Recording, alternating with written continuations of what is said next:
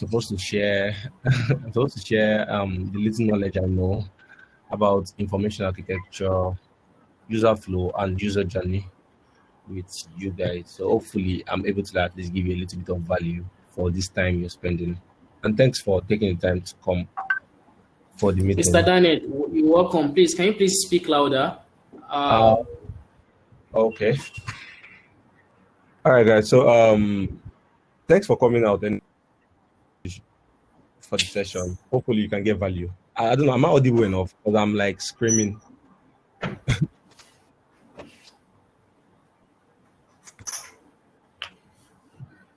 Akim, am I audible enough? Is it Yeah, fine now? yeah, I think. Is it okay now, Abbas Janat?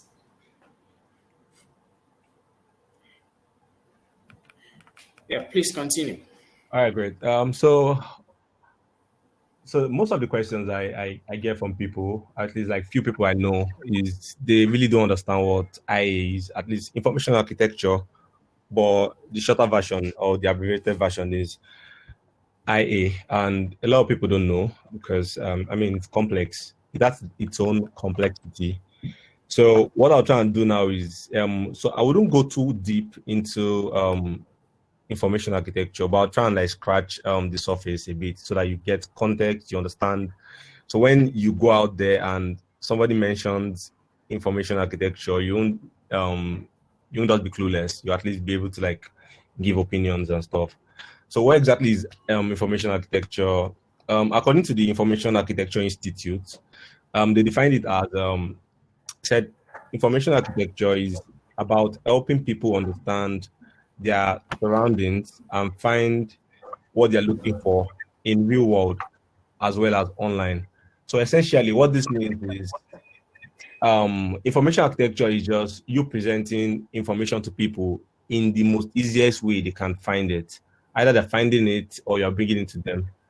But you have to like at least just know that this is just simplified information, basically essentially what it means. So if you to give this more context, I don't know if you've ever visited the library.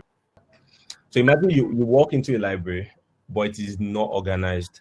Now there are like a shitload of bad sorry, there are like a lot of books in the library, right? And you're trying to find a specific one. Now, if the library is not organized, it will be a hassle for you to get your book because I mean you have to like start checking individual books with their titles. But the way library works is they categorize these books, I think, based on genre or something. So you can see something about romance, you can see a book about science, you can see a book. In fact, science can even be further categorized into, let's say, fictional science, engineering, and maybe medicine, things like that. So essentially, information architecture is you arranging data or you are arranging information in a way whereby people can easily find that information. So either it is offline or it is online. Basically, it's just make sure people can find information. So, like I said, I is about is essentially about organizing, structuring, labeling content in a way that enables users to find the information they need to complete a task. Now, the three things that you should always keep in mind when you hear anytime someone mentions IA to you is information on the left is basically like when it comes to architecture is you having a clear, intuitive, and memorable information. So like I broke it down here, you say firstly, the information should be as clear as possible. So if I go sorry, if I go to the library and I want to pick up a book, and you are categorizing, let's say you group different books and you categorize them and present them to me, then that information should be as clear as possible. So it should be if you are saying this is medicine, I should be able to see that okay, it's actually medicine. So that's the first point. The second point is it should be intuitive enough to navigate. Now, when I go to the library, so I'm using an offline, so I'm not using digital product for this example at this point yet because I want you guys to like get clear context. So if I walk to the library now and you're telling me, okay, this section is for medical books. It is fine, right? I mean, medical books are good. And I understand that medical books are here, but then they can be like hundreds of thousands of medical books. So the information you're presenting to me should be as intuitive enough. So the user definitely would have an expectation saying, I need to find surgery books, like surgical books. Now, surgical books, you could also further categorize these things into, say, surgery. So under surgery, I can now find it. So it should be intuitive enough for me to navigate. So I should know that, okay, because users always have expectations. So you should be able to meet that expectation with your information. Then the information part should be memorable. Now, just imagine this, you walk out of your house and you commute to the office. Say your office, let's say you're not even driving, you're walking, or you are commuting to the supermarket that you go through every day. But now imagine that every single time you go through it, you always have to check Google Maps. I mean, this is just your area here, like your streets. And every single time you have to use Google Maps to find that supermarket. That's really bad, right? You get frustrated. So essentially, your information part should be as memorable as possible. I mean, make it easy. Make it, do it in a way whereby people would understand how to work. So if I walk into the library today and I go left, maybe someone describes the library to get to engineering books. Now I walk left, and the person tells me, go left, go right. Now that's really easy, right? But imagine I have to go left, go right, go center, go up, go down. Like every single time, it will mean me writing that part on the paper. And you don't want that in your product. You don't want users to start getting frustrated while just looking for a single data or a single information in your product. So essentially, always keep it in mind. Keep these three things in mind when designing your information architecture. Now we'll proceed. Now, there's a common misconception, and I've had people say it a lot of times, that information architecture must be built from the top down. So essentially, what they'll say is draw a box at the top, then start building your information architecture. But that's a lie, to be honest. It's just like a car. If you are they don't build a car from top to bottom. They build a car in parts. So maybe they build the carburetor part, they build the radiator, they build the fuel pump, they build all these things in parts, then they combine them. So that's the way information architecture work as well. When you're building it, you don't essentially have to say, oh, home page down to, let's say, contact page to about page. Not exactly. Usually you can do information architecture of the about page alone, finish it up, do the information architecture of the contact page. Then after you're done, you can start plugging them into like the places you want to. So essentially, when you do this, it helps you like target things rather than you memorizing or cramming things. So you don't want to fail before you start. And like I said, AI is actually very complex and it takes a lot, to be honest. It takes especially, so it depends on how big your product is. If you have like a very, like say Twitter, where there's like you can navigate into like multiple places, then you need to like really calm down and solve these things in part 1, part 2, part 3, then you now combine them together. So categories that make up your information architecture, basically, or at least logically, there are 4. Now, 4 systems. So the first system is organization system. The second system is labeling system. The third system is navigational system. And the last one is searching system. So these categories are like high-level categories, basically. If on every website you find all this, okay, yeah, on most websites or most web application or products that you guys use, your Twitter, your WhatsApp, your Instagram, you find these categories on there, and I'll expand on them shortly. But just have them in mind that you definitely see organization system, labeling system, navigational system, and searching system. Now, what's organizational system? These are the groups of or categories in which information is divided. Now, when you go to Twitter, you have information divided in different sections, right? Maybe at the bottom, if you're using the mobile application, At the bottom, you have like your navigational tabs. At the top, you probably have like your profile and something. At the middle, you have like your feed. So basically, that's like you organizing things. Just like your library, you have like the shelf on this side. You have one shelf at the middle. You get, so this is just like categorizing things based on the organization of the system. So like the screenshot that we have on the right here. On the left side, you have your navigations. At the middle, you have let's say your feed, and on the right, you have maybe like additional information they want you to access. Now, the reason why this matters is because of there's something called hierarchy in information. You want to present information based on how you want users to pass to assimilate them. So you want to guide your users. Now, if a user jumps into this website, the first thing they might see might be the left navigation. That's why it's really glaring. There's a lot of white space around it because they want you to see it essentially. Then maybe the next thing you see is the middle feed, which is obviously your timeline. Then the right part is the search, the trending topics, and suggestions of who they want you to follow. Now, these things, they have importance of hierarchy. They have their own importance, and that's what hierarchy is. So basically, when you're dealing with your information architecture, this is like one of the things you think of. So think about it that, oh, I'm about to build a website. How do I want to present this information to my users in a way whereby they can follow like a convention? They can the information can be presented to them the way they need it. Like as how do I explain this? So the information can be presented to them just the way they need them. I don't know if you guys might not understand what I'm what I'm going through in my head now, but yeah, it's fine. Anyway, Okay. so Please, if you do not understand, let us know in the comment section so we can all right. expatiate more on it. Thank you. So have the organization structure in mind, try and understand what you need to do, break them down into different parts. And these are high level parts. So if you notice the example I gave here, I'm saying navigational elements, which usually maybe at the top. In this case, it's on the left, which is Twitter.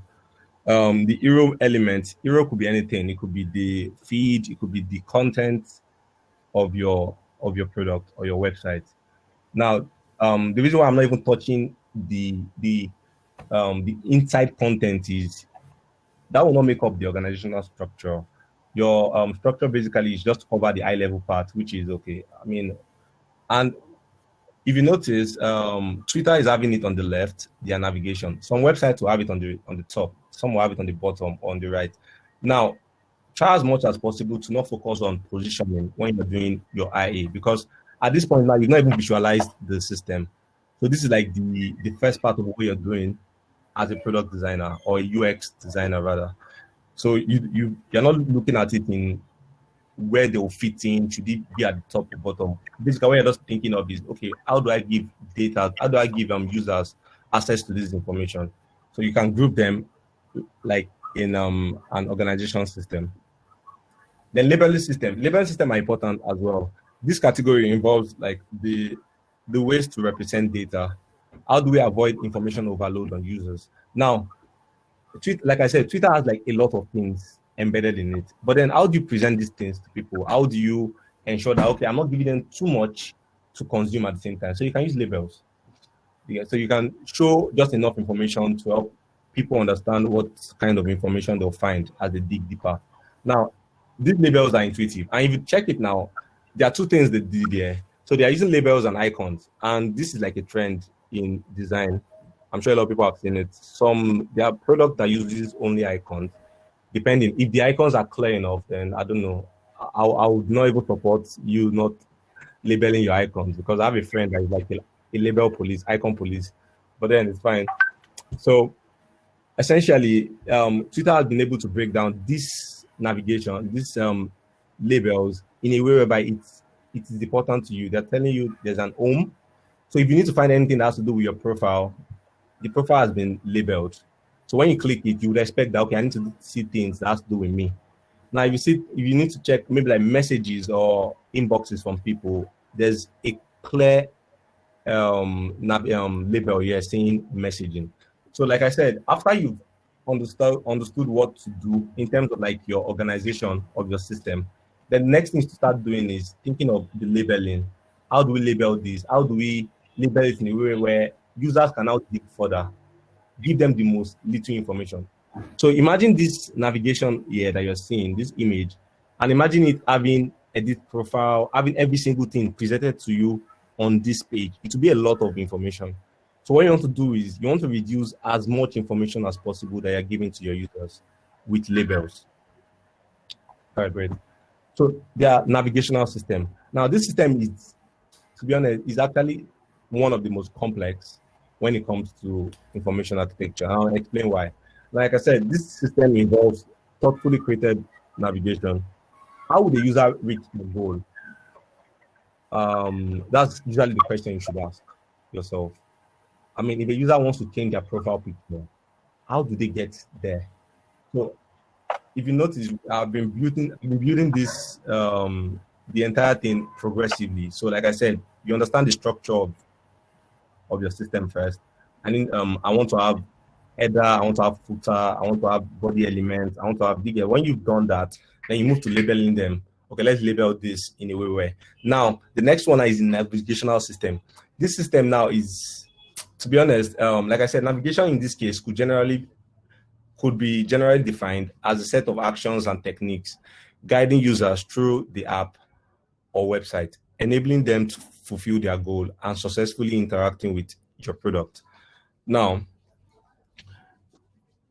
this part, to make it less tricky, usually what I would do, or what I usually do is I would write out the possible flows.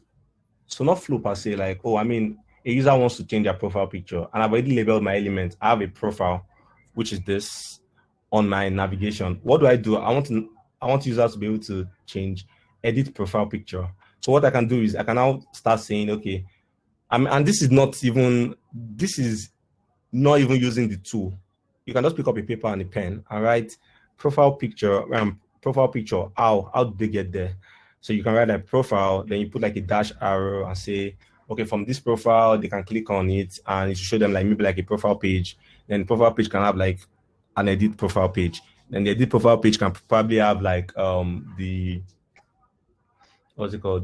The change your image, depending. So usually what I do is if I need to design, so I break my system into parts, into like very small parts.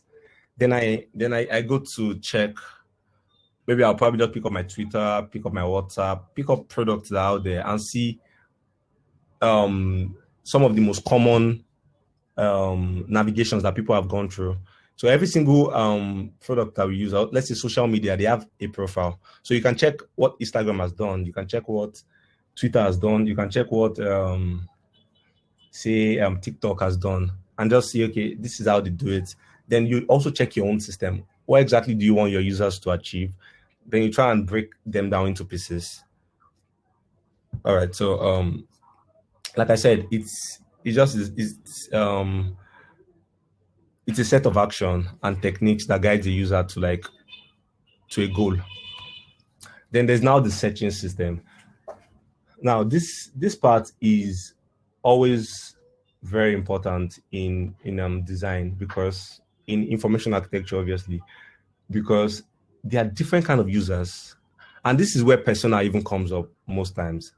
There are users that if they need to find something, they go through browsing through your system. There are some that they are so quick to use the search. The moment they get into your system and they need to find someone or something, they just click on the search button. There are users like that. And there are, however, users that would go through your system. So what you need to try and do is always involve the searching system in your IA. Always make sure, okay, yes, how do I design this system in a way whereby things are searchable for both the users that would use the searching system and the ones that would not use it. So it's you have to like be able to balance it up. Now I'm not drawing any IA in this lecture basically because I feel like a lot of people have issues, and that's what that was the struggle I had. I was focusing so much on the tree because information architecture is always in a tree-like format. So I was focusing so much on, oh, how do I get all these branches and stuff? And I found I learned IA the most simplest way. What I did is I'll just pick up. What I do is if I still do it till now, if I'm not using my whimsical or I'm using Miro for I, what I'll do is I'll pick up a paper and just write out all these things in plain English. Dashboard. I might not even write dashboard, so I might be like home page. Then I start writing, okay, what do if a user needs to do this, what would they do? So from home page, they maybe go to profile picture. So you can write all these things on paper without even using the digital tools that we have nowadays. It will help you like understand the system better without the complexity. So now this is the part that most companies always look out for, especially when you're working with maybe like an enterprise system or a team, a larger team. Your information architecture should be designed in a way where it can embrace change. Your essentially should be scalable. So product evolve, design change all the time. Users they adapt every single time, and the cycle continues over and over again. Now, the amount of content you have on your site may only be a small fraction of what you will have tomorrow or next week or the next minute. Just make sure your product is scalable. Now, there's something I always do when I'm designing. I would, if I'm to present 10 information on a system to users, I would ask myself, what if this information increases to 200 tomorrow? What happens? How do I show them? Would this part that I'm taking be the best part, or do I need to further categorize these things so that when this system start expanding, I can have somewhere to fit them in? So you should always have that at the back of your mind all the time. Ensure everything you're designing in your system are scalable. Now there are exceptions where things don't need to get scalable. There are very minute exceptions like that. But then ensure that you do your research or you talk to your team or you check your product roadmap or something and see that, okay, this will not scale. This is why I'm doing it.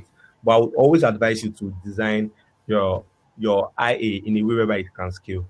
Whereby if I need to add more things, if I need to add a branch to this architecture, then there's a space for it. If a new product comes up later, where do we fit in this product in this information architecture? So, so after your IA, most times it is what next? What are the next steps? So this is where user flow comes in. Now, um, so I spoke to someone a few weeks ago, and he said he doesn't do user flow. I'm like, okay, how do you design? And I was like, oh, after he's done with his information architecture, he just moves into wireframes. Now, I wouldn't say that's a bad idea, right? I would just say it it's a long journey. Like it can cause a lot of confusion, especially when if you are not like skilled. And even the skilled people, even people that are like senior designers and stuff, they still go through their information architecture and they still do their user flow and their user journey. Some people do wireframes, some don't. Depends. But I always advise to do wireframes. But yeah. So what exactly is user flow? User flow is the part taken by a prototypical typical user on a website or an app to complete a task. User flow is you leaving your house in the morning and navigating to your school or your office.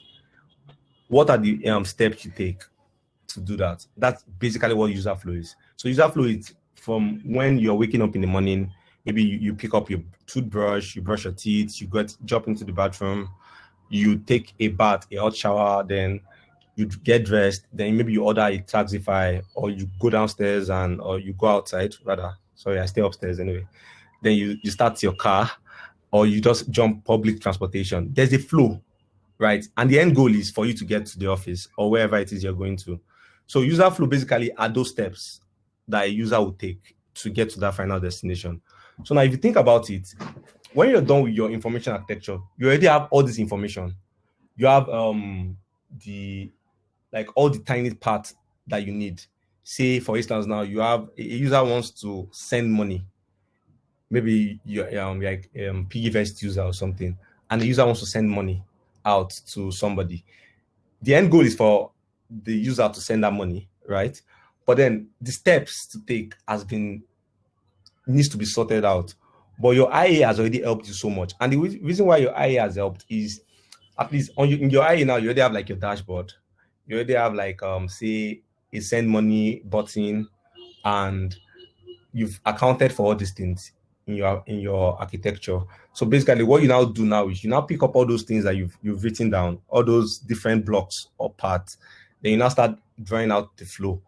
Okay, what exactly would a user do to send money? A user would most likely click log into the application, click on the send money button or however it is designed. Then a user would most likely enter the amount of money they want to send. They choose maybe the bank, they enter the account number, they enter an additional maybe like a description of what the money is for, and they send. Then they click on the send button and they what's it called, and they enter the password. They validate. So after they validate, they authenticate that transaction, and boom, the money is sent. Now you can pick up a paper and just write this. You don't even have to draw blocks or maybe like arrows or anything. You can just write them in simple English. Step one, this is what a user will do. Step two, this is what a user will do. So when you already have those steps, you can now look at them and count those steps. So you can count those steps and be like, okay, because the thing about user flow or good user flow is in fact, it is not the most important thing, right? But it's part of it. You want to try and reduce the steps that it takes a user to accomplish a task. But then you don't want to reduce the steps so much that it now becomes complex. I don't know if that makes sense. So say for instance now the user, like I said, enters the amount, choose the bank, choose the account number, enter the account number and all that, and the user finishes that process. If you say you want to try and reduce that process because you don't want the user to do so much, I feel like you'll be having too much for that user to do at a single time. So what you can do, you can break them down, you can spread them, then you can now start looking. So what you do is first write the long steps, write the really long steps out, right? Then now look at, okay, what can you cross out that will still make the user still achieve the same thing that they want to do in the simplest form. All right, great. So let me try and explain a bit of how you can design effective flows. So typically, these are your flow always look like. I don't know if you guys have done one before, seen one before. It usually starts. There's always a start. There are different branches and trees and flows, and it gets to a final destination. So the major thing is always first of all visualize what the final goal is. What exactly do you want your users to do? So when you've gotten that in your head, then you cannot start. Now, most of the things that I this is personal though, these are the things that I do or things that I feel like you should consider when drawing out your user flow. So ask yourself this question: what exactly is the user trying to accomplish? Like I said, the end goal. So let's say a user is supposed to jump from a plane, a flying plane, right? That is the goal of the user, right? So you write that out. Oh, I want my users to jump from a plane with a parachute, of course. Like you don't want your users to jump in without a parachute.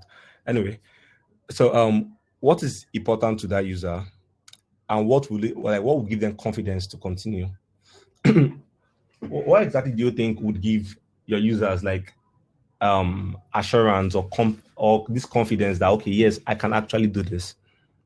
So those are the things I should always think about, because when you design your product, right, and you present it to your user, let's say they download it from Play Store or they go to a website and they click. Now, when they open that website, to be honest, there's nobody to guide them. Do you get? I always have this idea that if I open a new product, there's nobody that will tell me what the product would do. I probably have an expectation of the product. Obviously, I'm downloading Piggyvest. Definitely, I don't save money, so I have an expectation. But then there is nobody to tell me, okay, this is what you should do. These are the steps to take. So what you want to try and do is start thinking of what is mostly important to users. are they coming to the platform to save money? If they are coming to the platform to save money, then that is the most important thing. So you should always have that in mind. In this case scenario, they want to jump from a plane. So, like I said, the first thing, what they're trying to do, you write it out, or you at least note that. You can put that on a sticky note and put it on maybe a board or something. Then the most important thing to them is jumping from the plane. Let's say the what's more important to them is jumping from a plane, but with a parachute, right? At least that will give them confidence to jump. The third thing now is what are the user's hesitation or barriers to accomplishing the task? Now, this part is really important.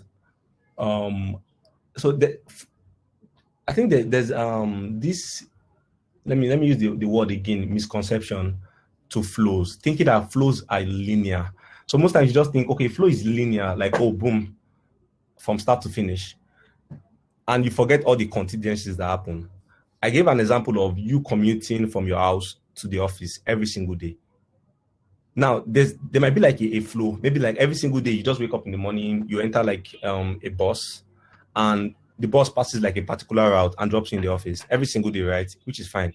But then you need to think of the barriers as well.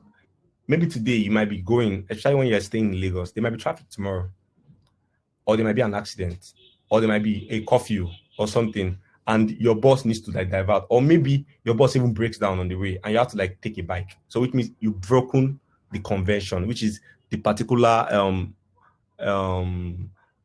flow that you always use. You've broken it at that point. So like I said, you must always think of this. What are the hesitation? So you must factor it into your user flow. If a user, the goal is move from my house to the office, that is the user's task. Then you start thinking, okay, what are the hesitation? What are the things that can actually limit the user from this? It could be traffic. It could be this. How do we solve for traffic? Oh, when a user encounters traffic, we should provide them with a bike, or we should provide them with a chopper in between traffic. That'd be badass anyway. But provide them with a chopper. What if their bus breaks down? Oh, alternate bus. You get, these are the things that you must always think about when you're drawing your flows. Then now, lastly, this part, trust me, you need it. How did the other product solve this flow? So sometimes you might be working on a new product that has not been out there. But then one thing people always think about is when they hear product, oh, product is one big gigantic house. But basically, this big gigantic house that you're seeing, right? I hope I'm not saying that gigantic, or I don't know. Okay, whatever. But this house that you're seeing, right, it is made up of different parts that makes up the whole thing that you're seeing. So when people say they're building a product that's never been out there before, it is fine. It is, the solution has not been there, but then this solution is made up of different parts. So what you can do is you can pick up, let's say, within your solution, there's a wallet in it. You can check other applications that have wallets and see how they did it, because your users spend more time on other products than your product. Yes, and they already have like these expectations from those products. So now when they use your own, so they have that expectation. So you want to try and at least match or meet that expectation for them. So in your product, there's profile there's search, there's probably messaging. So check other messaging product there, see how they solve that flow from adding a new user or creating a group chat to add people. Just check it out, study it, see what they've done. You can even identify flaws, trust me. But then one thing you should always do is, as much as you're doing that, checking other product, ensure that you are aligning it directly with your own user, because your users might be different from the users that are using products. So you must identify your own customers. I'll get there. I think that should be the next slide. Yes, like I said. So before you just pick up another product and start checking what they've done, ensure you understand your own customer journey first. I mean, like I said, a user flow is based on what the user is trying to do or what the user does. Therefore, understanding who they are, their motivation, the needs, their behavior is it is so important to making an effective user flow diagram. So ensure that you are actually checking, you are comparing what you're doing with what your users are trying to do. So, but the reason why you're checking other product is to at least make sure you are simplifying this thing to things that have existed that users have used before. I hope that's understandable. I hope you guys understand what I'm saying. Anyway, so then another thing to consider when creating user flow is create very simple, shorter flows. And usually they call these task flows, but they're really important. So basically, user flows are a combination of various task flows without the decisions or the branch or anything, just a full flow. I want to change my profile picture. What do? I click on profile, I do this, I do this, I do this. A full flow without branch. That's the task flow. So what I do is I solve user flow with task flows. So I write a lot of task flow. A user wants to send money. A user wants to commute to the office. What would the user do? The user wakes up in the morning, do this. These are the parts where you don't have contingencies or you don't have because I know I spoke about something. Let me see if I can get it back. The limitations, the hesitation or the barrier. But in this part, you actually have no like you're not thinking of the barrier yet. You're not thinking of what exactly is success. Like what does success look like?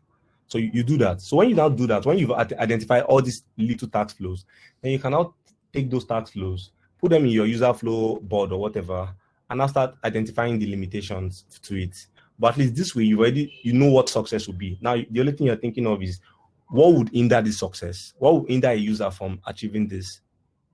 So don't start with the complex part of what will hinder the user. Start with the goal, the smooth one, the linear one. Then you can now start infusing the limitations. You get, so that's essentially how I do it. I don't know, some people might have like they might be able to contest or argue this, but that's worked for me at least over the years. So task flow like I said, tend not to branch out with options or decision points. So you can utilize that to quickly validate the flow. Then now this is really important. Try and always solve offline. Now, I've said this a lot of times to people, like digital product amplifiers or automators. Trust me, that is all they do. They're just amplifiers. So try and solve your flow or whatever it is that you're doing offline. Say a user wants to withdraw money. I want to withdraw money from my account, right? Talk to the user outside of your system. See what they do normally without product. Maybe they use the ATM. Say for instance, they do this, they do this. These are the expectations they want. And you now think of how do you automate and simplify or amplify that solution. So essentially creating a logical order to your user journey by understanding their expectation outside of the digital spectrum can help you tailor customer experience to their needs. So solve offline. Don't be so overwhelmed with digital product. I'm trying to build this application. Think of it as, okay, I need to solve this problem, but I want this application to help me amplify this solution, right? But how do I solve this problem offline first? So you solve offline first, neglecting the digital part. The digital part is now where, okay, you now say, okay, yes, how can we infuse technology to actually make this boom? You get, so try and solve offline. Always have this at the back of your mind, that digital product amplifiers and automators or simplifiers. Then lastly, please test. So like I said, information architecture or user flow, they are not a smooth process. Sometimes it takes research. You have to do research, you have to talk to people, you have to do competitive analysis and stuff. But then at the end of the day, if you don't test your product or what you've done, then there's no way to actually validate if this actually makes sense. So a huge part of being a product designer is your assumption, right? Because every single product designer have that bias where they just assume, user should do this, user. But then if you don't test, you cannot validate. All you're just doing is assuming for them. So it's always best for you to, so by going through your user flow, identifying opportunities for improvement and testing different ideas, you can continually improve your product experience progressively. So what this means in a nutshell is always ensure that there's a chance for improvement in your system. No system is perfect. No product is perfect. Which is why you see Twitter keep updating the application. They keep putting things out there. Most times they're not even putting new features out there. They're just improving or optimizing old features. And you should always have this at the back of your mind that nothing is perfect. It might look perfect to you today. 2 years time, check it. Or 2 years is even a long shot. Check it out in 2 weeks or 1 month, or I'll talk to your users, and you find out that most of the things that you did that you feel like that solved the problem doesn't even necessarily scratch the surface in terms of the users. And there's something that I say a lot is users don't care about your solution. They don't care about your solution. They don't. Nobody cares. What they care about is their problem. So if your solution meets their problem, fine, good for you, right? But then they don't care. Users don't go out there thinking, oh, I need to find a solution first. What they think is, I have a problem. How do I get a solution that solves that problem? But the first thing is the problem. So ensure that your user flow is, you can test it out, you can check it out, you can compare it. So you can do A/B test. In fact, it's always good to even do A/B test sometimes. When you have a flow and it's progressive and you feel like, okay, you've done it and it is done, try and do a simplified version of that flow and test it together, or a more complex part of that flow and test. Talk to your users, talk to people, compare products, compare ideas, and you find out that, yeah, you're done. I think that's the Yeah, end of thank this. you so much, Mr. Pixel. Done. Yeah, so I would like to ask the participants, if you have any question, please drop it in the comment section. We have 20 minutes for question and answer section. I hope that's okay with Okay. you. Yeah, sure, Yeah. sure, sure. Okay.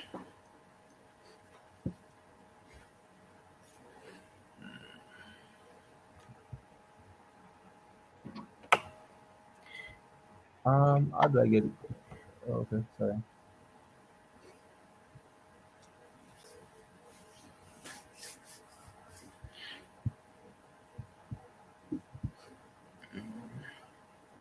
Do you want to read out the questions, or how does it I will work? read out the question once. Okay, great. Yeah.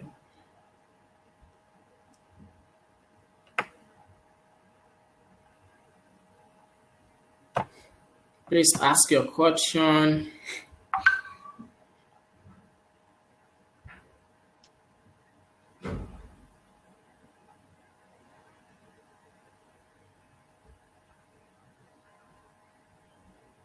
Yeah, a first question here is when creating a user flow, do you necessarily need to have a survey done before creating a user flow? What does survey mean in this context? Do Like you mean maybe Google, by creating survey through Google Form or any other platform. okay? So the thing about research processes is you don't just do research because, oh, I need to check it off the list. Oh yes, I must go through affinity mapping. I must do this. Essentially, you're doing anything that you do in design or in research has to have like a function, right? There must be something you're expecting. There must be something that it solves, or it's like an eye opener or something you want to learn more about.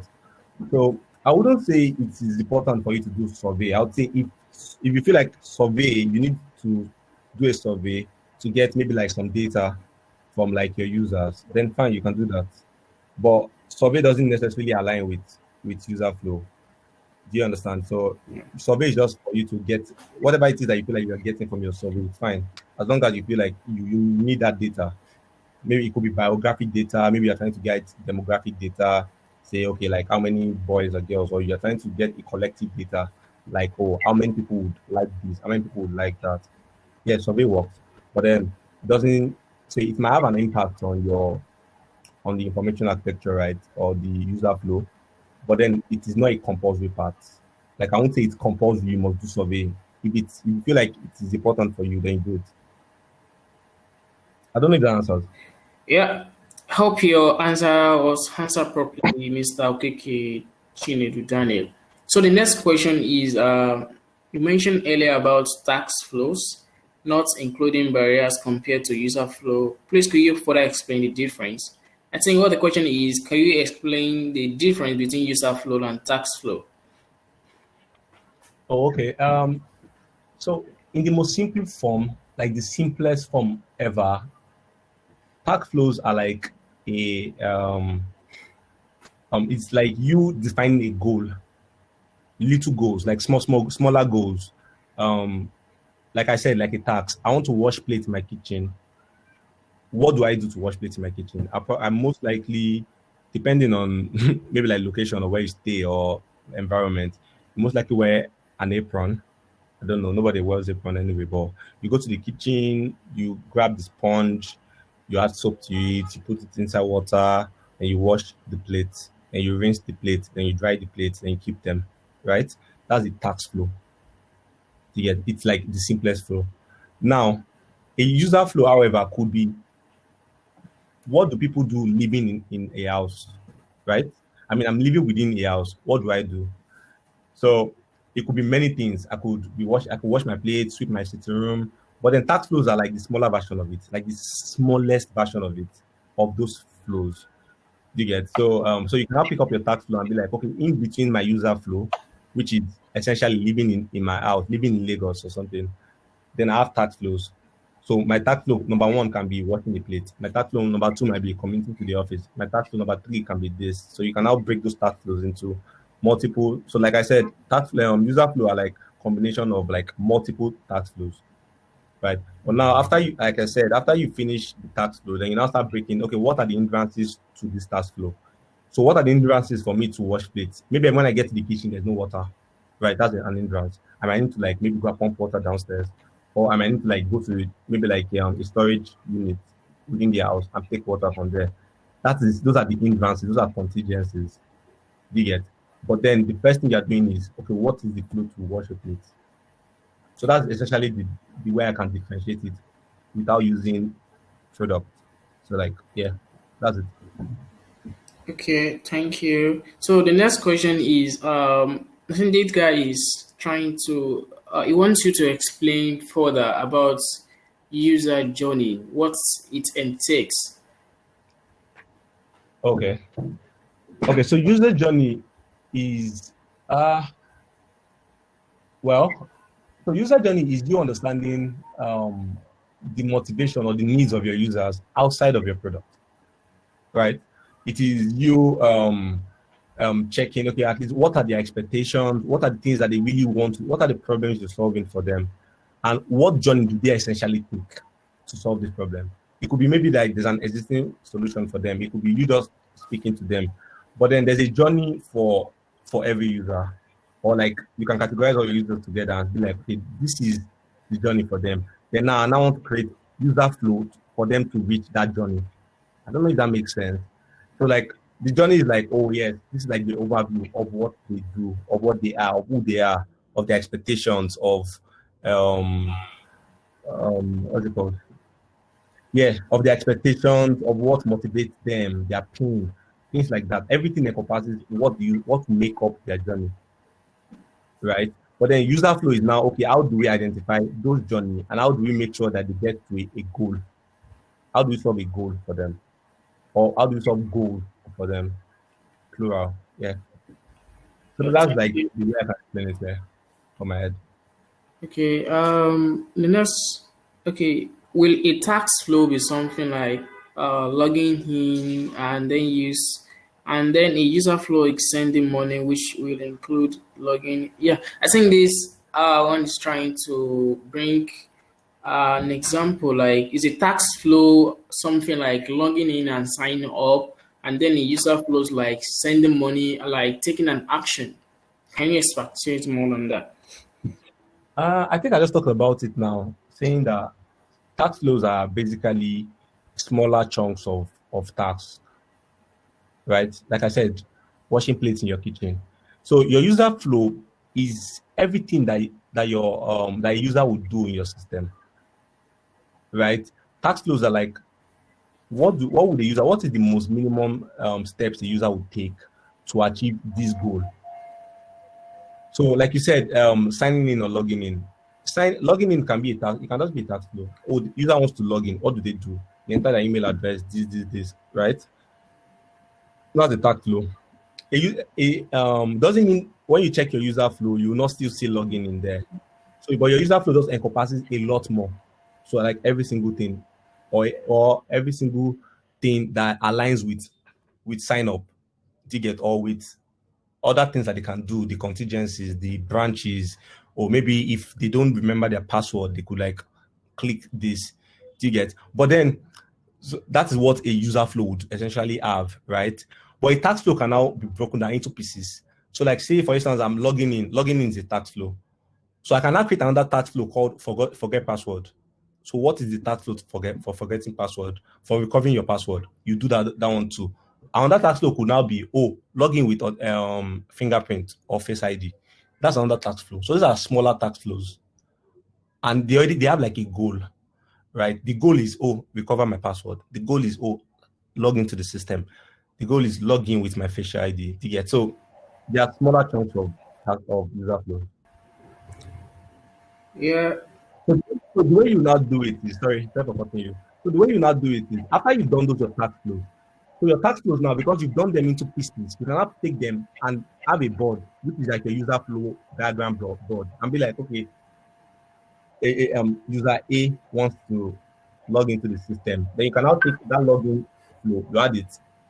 Then you now take that forgot password flow that you've done, you branch it somewhere. Maybe you branch it in it. So within your user flow, you can have a place that says that what of you that you want to solve for users that don't have and that can't remember their password. So you've already written out the task flow. So you just pick up the task flow and join it.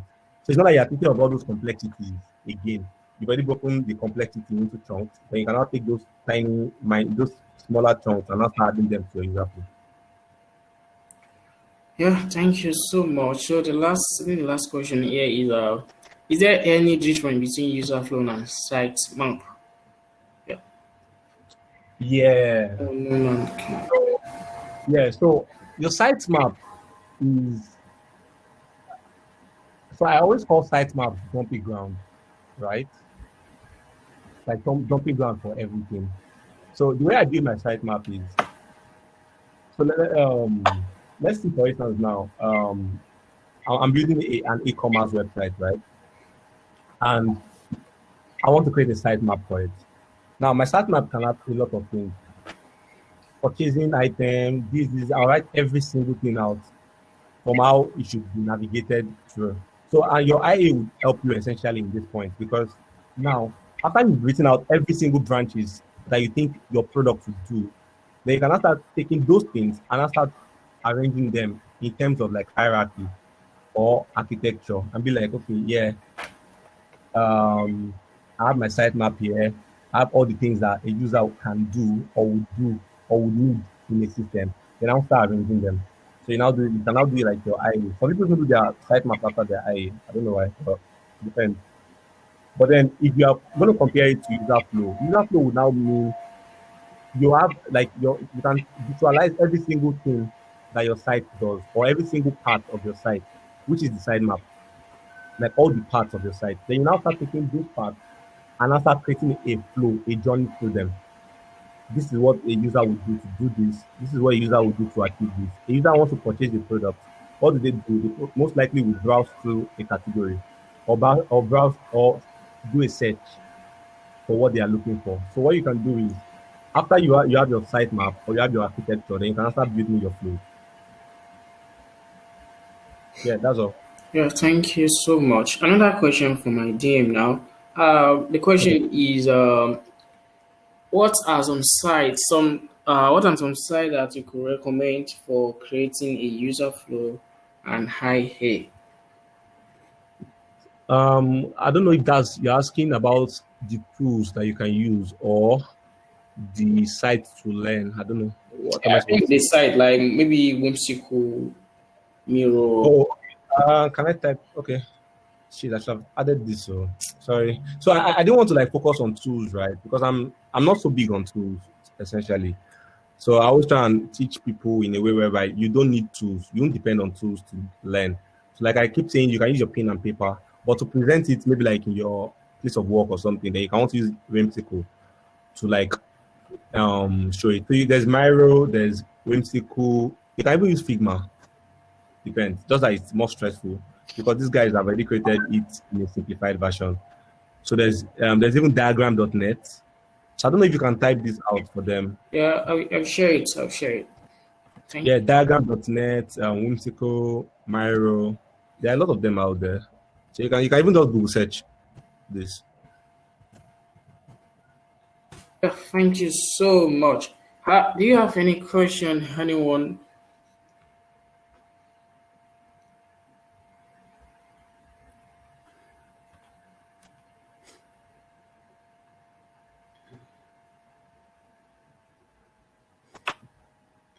Does anyone have question, please? Okay,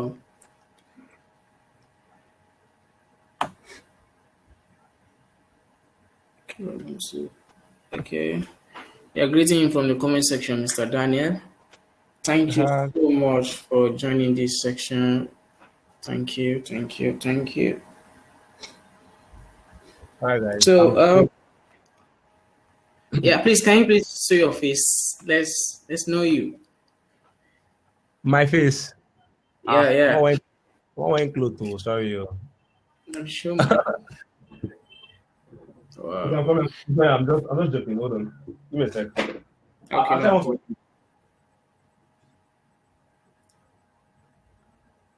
You're welcome, Mr. Sumon.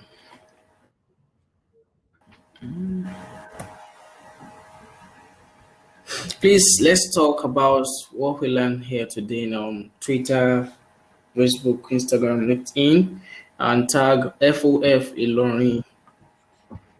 Thank you so much. What is this video?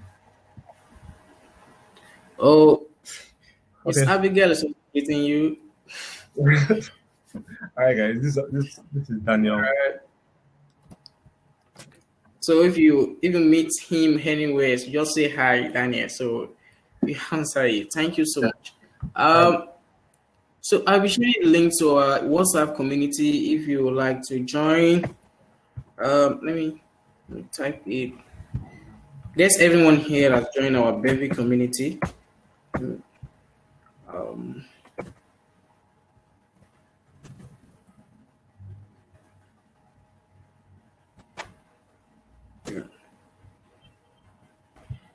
Just paste that in the comment section. Yeah. So that is it. Thank you so much, everyone, for joining. Thank you. So thank you, Mr. Daniel. We'll be ending this section now. We really appreciate you for your time. All right. Thank you. Yeah. Thanks for having me. Bye. Yeah. Thank you so much. All right.